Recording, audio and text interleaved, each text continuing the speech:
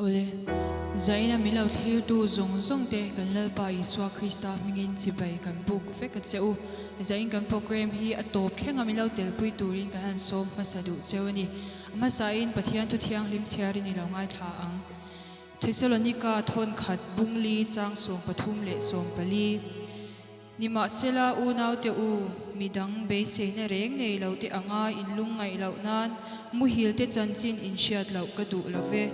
Isua athi a athau le ta ti kan rin si chuan Isua a mu hil to te chu pathianin ama rualin aron shwai ve bokang ti le chang som pasari le som pariat sumi nuwa chuan keini nunga lo omate nunga lo om renga te hi borua ka lalpa muak turin anma ani rualin chhum zinga tikhian lak chawin kan omang suti chuan kum khwa in lalpa nina kan om to ang chu wangin heng thu hian in thamwan ton ra u pathian thu kan chher te lalpan kan za tan mal min som sakro se helaya changa hianin beise na reng nei lo te anga in lungai lo na ron ti ni Christian te kan van nei kan india mase van nei kan inti rualin chanchin tha shil tur chu ni te me mei missionary te po tam takin kan tira amai ro chu ring du lo kan ta ni sumia kan van nei na em chu helaya henaron soya be sei na reng nei lo te anga in lungai lo nan mu hil te chanchin in shat lo ka du la veron ti ni kan van nei tak zet kan mangai te kan nu le kan pa kan fa kan u nau te kan chana ma se ge ni chuanin thi nu pia hian enge om ti kan sia a cholna rama min kan san kan ti thina ni chu ring tu te kan van nei em na ni chu wang chon helaya hian be se na nei lo te ring du lo te thi nu pia enge om ti po ngei twa lo te ni lovin anga lungai lovin Hallelujah, amen. Lungai na le. Hallelujah, amen. Kan lo lungai ani pon kan mangai te chuchol na raman kala. Reverend Chanchin mo ya kha tu na thita kha athi ma adam lo vak lai kha na kal chepa ta zona chung te khan an kau kir le ni. A testimony soina khan enga tinge min kau kir le ati ni chu an ni chuan lo thlen hlan hi an ngak hlel to zoka chuwang chuan an om na hi an nuam lu tuka ke ni ngei po kan chung te chan to pi le po te chan to te kan nia khum khatam reng chin mishing tak chuan min han boral sana min kal san mishing he khovela kan om chungin kan hu to don lo di kan sia ma se helaya hian aron soini chuti chuan kum khwa in lalpa ne na kan om to chu wangin heng thu hian in thamwan ton ro min ti ni chu hallelujah van ro pui tak kan mangai tak te kha chol na raman kala chu mishing tak chana na chin ma se zanina hianin thir tur dik Isua Krista hi thirila kan mi tui chu luang tam to kan lungai na sa to chu wangin Isua chau hi thirila hallelujah zaina hian thamwan tu tharau thiang lim hi lo theng thar le sela in zawai chunga lo theng sela hallelujah amen hallelujah chuwangin nakina anena kan cholanga abul kan then huna ka pa ka mangai che kan tinga hallelujah annuam don lu tu gani chu chuta chuanin he thu hian lo in thamwan ton ro u min ti ni chu hallelujah amen zaina hian fakhla kan sak chungte ko har lani mo la sang kan sak chungte hianin min lo sak puya thamwan tu tharau thiang hlim lo som cheu turin hallelujah amen kan lo som chewa kan zai hun chung zong le heng hun chung zong han min lo tel puya top thenga hun hi min lo man pui turin kan som tak meu cheu ni e amen hallelujah kan lama saberatan mituya hulang ti la min lo sak pui cheu don ya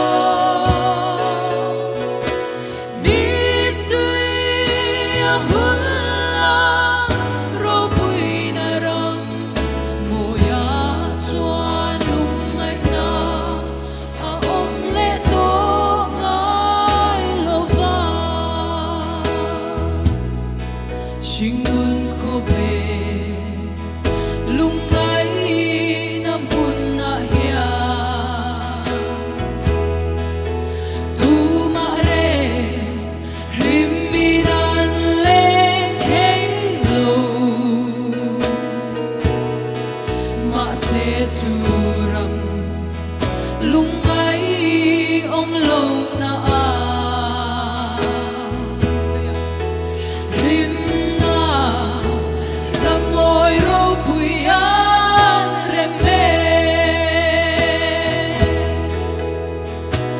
ma se chu ko pui tuan la mi tui a bulla chu in moya thi ta om lo mi tui a hulla ro pui na ram moya chuan lung ngai na a om le to ngai lo fa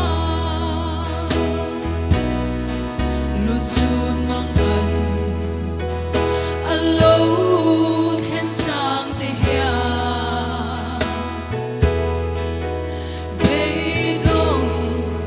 lệ chapin kan ru chi kan in to le ang kan tum va noa ma kia Chatuana lun turin kan lenga ma se chu ko pui tuan la mi tui a bulla chu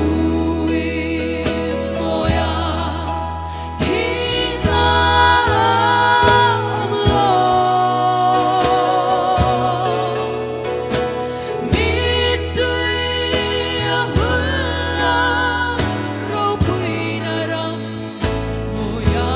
chuan lung ngai na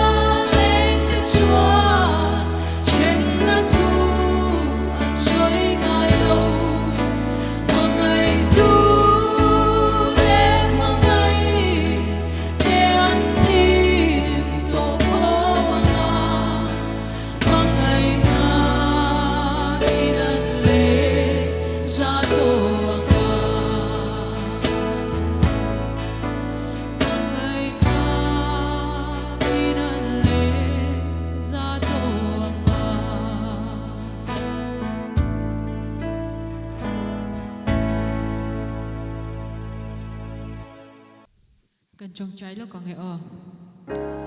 lalpa kan pathian du tak min mai min en kol chin tu lalpa zaina nang man hun chale hun lo mo min pele lalpa ming chu fakinom se lalpa ne na lom thu kan lo soi ni lalpa zaina hian lalpa har sat na shang ina atwa mek te lalpa shia wanga lalpa an mangai kalta an mangai an thak lel em san ta tele lalpa nat na shang awanga lalpa khohar mang ang lungai te lalpa zaina hian lalpa ke ni chuan kan nem theilo ti kan sia ma se tharau thiang lim zok chuan lalpa zaina hian mun nge ya nang man lo thamuan la hallelujah amen lalpa nang ma thamuan na tel lo chuan lalpa mishing in thamuan na chau chu engma ni lo lalpa tharau thiang lim zok chuan lo thamuan la engkima lalpa nang man lo chan puila lo om puila zaina hian lalpa ke ni hian lalpa ifak la mangin lalpa zaina antan hun kanon mangania lalpa heng kan hun man zong ifak la kan sak zong hi antan thamuan na lo ni sela lalpa hallelujah hallelujah inne nan lo pan na konga lalpa ti chak tu lo ni sela hallelujah amen lalpa nangma lalpa hallelujah amen hallelujah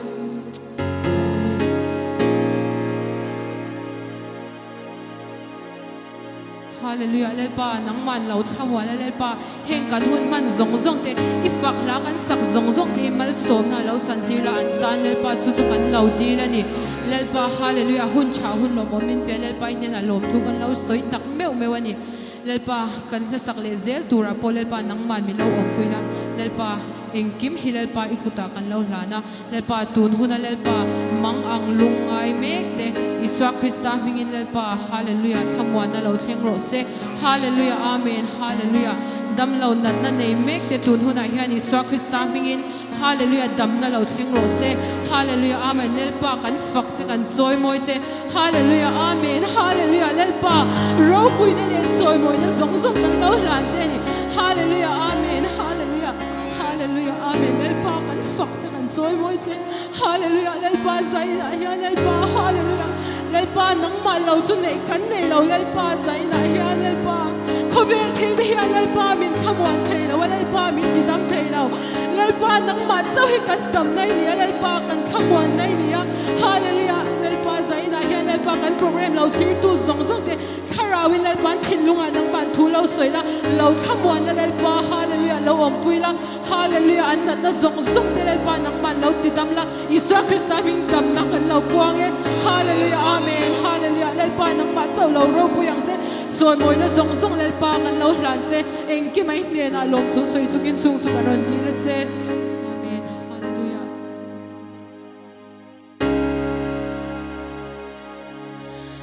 kama lui ral kho moi chu a theng ka nga khlel ko pui moi chu lung du song so an kin na hun mu cha kin ka thir bak thelo chu ko pui moi lam chu i pan che la chao lo vi ni kal che lang bu hallelujah ral muang mun re hi om lo lalpa nen kan ken ma izo oh kalai kan ni ichol lova lalpa chak na ri ko pui moi bana Shitiang te ila o ka fak ning lo rajin ale Rajit na ale maila Vad mun ro pui ke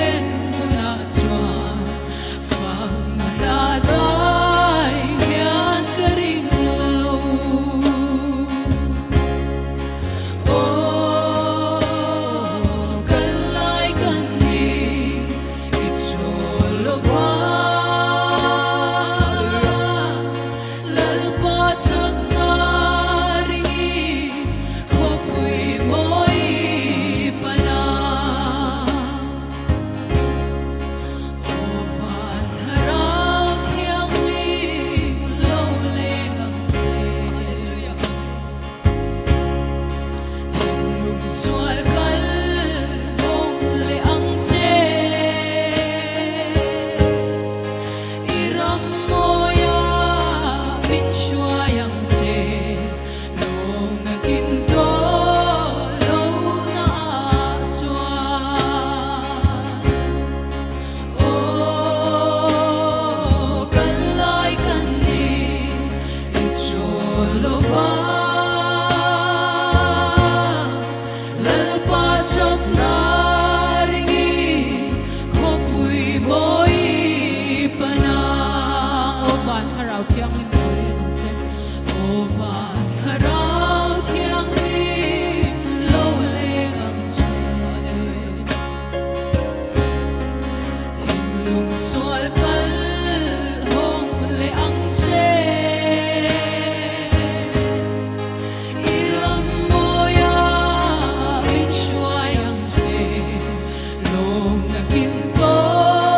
lo na swa o